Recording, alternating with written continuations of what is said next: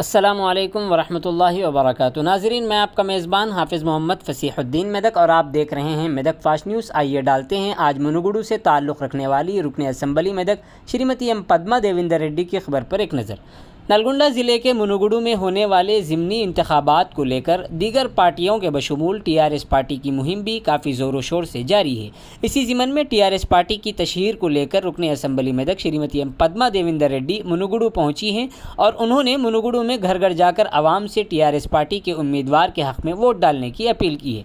इस मौके पर रुकन असम्बली मेदक श्रीमती एम पद्मा देवेंद्र रेड्डी ने खिताब करते हुए मरकज़ी हुकूमत की कारस्तानी पर हल्ला बोलते हुए उन पर कई एक इल्ज़ामात लगाए। उन्होंने कहा कि मरकज़ी हुकूमत आवाम को जीएसटी के नाम पर लूट रही है, जबकि केसीआर हुकूमत आवाम को कई एक स्कीमों से फ़ायदा पहुंचा रही है। उन्होंने कहा कि आज गैस सिलेंडर की कीमत बढ़ चुकी है, पेट्रोल काफ़ी महंगा हो चुका है, आवाम काफ़ी परेशान है। मरकज़ी हुकूमत ने जनधन अकाउंट खुलवाने के लिए आवाम से कहा था, आवाम ने बैंकों में ज़ीरो अकाउंट खुलवा लिया। क्या उन ज़ीरो अकाउंट्स में किसी को पैसे आए हैं? इस मौके पर उन्होंने अपने खिताब में कई एक बातें कही है। आइए सुनते हैं रुकन असम्बली मेदक श्रीमती एम पद्मा देवेंद्र रेड्डी का वो बयान जो उन्होंने मुनुगुडु हल्के असम्बली में होने वाले ज़िमनी इंतखाबात के मौके पर चल रही पार्टी मुहिम में आवाम के जलसे से खिताब करते हुए किया था। इस मौके पर उनके हमरा टीआरएस पार्टी के मुनुगुडु ज़िमनी इंतखाबात के पार्टी उम्मीदवार मिस्टर के प्रभाकर रेड्डी के अलावा दीगर अहम लोग शरीक रहे।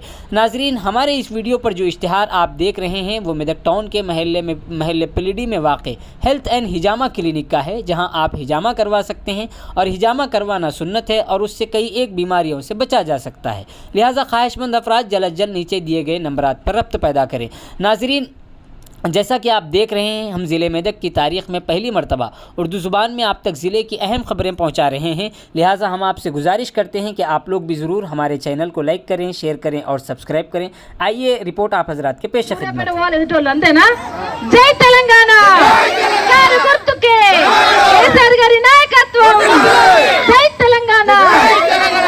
అందరికీ నమస్కారం। మరి ఈ రోజు గౌరవ కేసీఆర్ గారు ఆశీర్వదించి సిపిఐ సిపిఎం పార్టీలు బలపరిచి నరసింహన్న వేదిక మీదకి రావాల్సిందిగా కోరుతా ఉన్నాం। మోతుపల్లి నరసింహులు గారు వచ్చిండ్రు, వారు వేదిక మీదకి రావాల్సిందిగా కోరుతా ఉన్నాం। అదేవిధంగా జూలకంటి రంగారెడ్డి అన్న గారు, తర్వాత మోతుపల్లి నరసింహులన్న గారు, మా ఎంపీటీసీ గారు, మా శ్రీరామ్ రెడ్డి గారు, అదేవిధంగా మా సభ్యులు, వార్డు సభ్యులు, మా నాయకులు, మా యూత్, మా పిల్లలు, మా అక్క చెల్లెళ్ళు బోనాలెత్తి మాకు స్వాగతం పలికి ముఖ్యంగా కోలాటం ఆడిన మా అక్క చెల్లెలందరికీ గత కొన్ని రోజులుగా ఇక్కడ ఉన్నప్పుడు ఒక ఆడబిడ్డ లెక్క చూసుకుంటున్నారు నన్ను ఈ ఊరోళ్ళు. మా అన్నలు కొంతమంది మా అక్క అన్నం పెడుతుంది, ఓ రోజు అన్నం తింటున్నాం, ఇక్కడ ఈ ఊరు గాలి పీల్చుకుంటున్నాం, ఈ ఊరు అన్నం తింటున్నాం, ఈ ఊరు ప్రేమ సవి చూసినాం. తప్పకుండా రేపు రాబోయే కాలంలో కూసుకుంట్ల ప్రభాకర్ రెడ్డి అన్న గెలిచినాక ఈ ఊరు నా ఊరుగా భావించి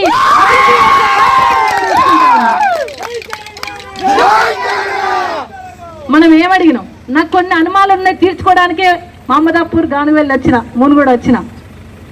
గౌరవ కేసీఆర్ గారు 2001లో పార్టీ స్థాపించి 14 సంవత్సరాలు ఆహర్నిశలు కష్టపడి రాస్తా రోకలు, ధర్నాలు, బతుకమ్మలెత్తి, కోలాటమాడి, అసైతులాలు ఆడి, కేసులు పెట్టించుకొని జైళ్లకు వెళ్లి తెలంగాణ రాష్ట్రం ఎంతో మంది అమరులు అయితే తెలంగాణ రాష్ట్రాన్ని 14 సంవత్సరాలు తెచ్చుకున్నాం. మనం తెచ్చుకున్న తెరలు కావద్దని, తెచ్చుకున్న తెలంగాణ తెరలు కావద్దని చెప్పేసి వచ్చినప్పటి నుండి, ప్రభుత్వం ఏర్పాటు చేసినప్పటి నుండి, ముఖ్యమంత్రిగా పదవీ బాధ్యతలు చేపట్టినప్పటి నుండి 8 సంవత్సరాలుగా కష్టపడుతుండు గౌరవ కేసీఆర్ గారు. మనకున్న సమస్యలు ఒక్కొక్కటి పరిష్కరించుకుంటూ పోతా ఉన్నాం.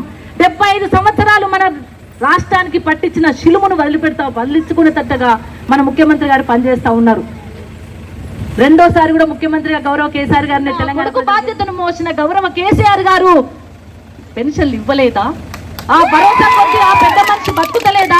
ఇంకా 4 ఏళ్ళు ఎక్కువ బతుకుతుంది, మనమడ వచ్చి పక్కన కూర్చుంటే 10 రూపాయలు జేబులు పెట్టి బతుకుపో మనవడా, బిస్కెట్ కొట్టుకో మనవడా అని భరోసా ఇచ్చింది గౌరవ కేసీఆర్ గారు. ఏది మరి నువ్వు అక్కడికి వెళ్ళి తెచ్చింది ఏది? ఢిల్లీ వాళ్ళు ఇచ్చింది ఏది? ఇన్ని రకాల కార్యక్రమాలు చేస్తుంది గౌరవ కేసీఆర్ గారు. నువ్వు ఒక్క ముచ్చట చెప్పు, మీ వాళ్ళు చేసింది, నువ్వైనా పార్టీ వాళ్ళు చేసింది ఒక్కటి మాత్రం చేసిండు, ఖచ్చితంగా తెలుసు. కేసీఆర్ గారు ఏమో డబ్బులు ఇస్తున్నాడు, మూడేమో లాక్కుంటున్నాడు. నువ్వు చీరవనుకో జిఎస్టీ, నువ్వు బంగారం కొంటే 50,000 తులం అయిపోయింది, 2 కళ్యాణ లక్ష్మి పథకం కేసీఆర్ సార్ ఇస్తే 2 తులాలు వస్తుంది, అంత 3 తులాలు వచ్చు. తర్వాత నువ్వు టీవీ కొన్న జిఎస్టీ, ఏది కొన్నా జిఎస్టీ ఎటు పోతే ఢిల్లీ పెద్దలకు పోతుంది, మళ్ళీ తిరిగి వస్తుందంటే తిరిగి రాదు.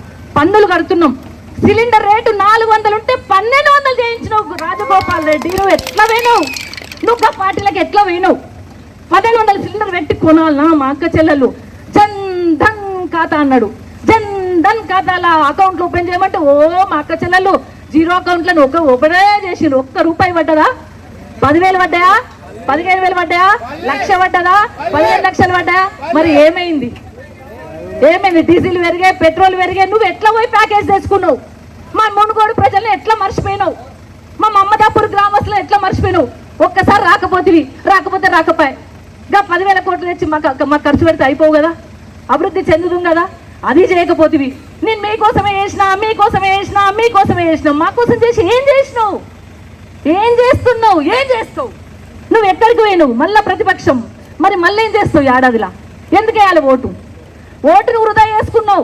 వేసిన ఓటును విలువ లేకుండా వేసుకున్నావు. మా మునుగోడు ప్రజలను అక్క చెల్లెలను అవమానపరిచినావు. మా ఆడబిడ్డలను అవమానపరిచినావు. ఓటేసిన వాళ్ళని మధ్యలో ఇచ్చిపెట్టిపోయినావు. నీ పని నువ్వు చేసేసుకున్నావు. మళ్ళీ వచ్చి నీకోసం వేసిన ఓటు ఏమంటే ఎందుకు వేయాలి?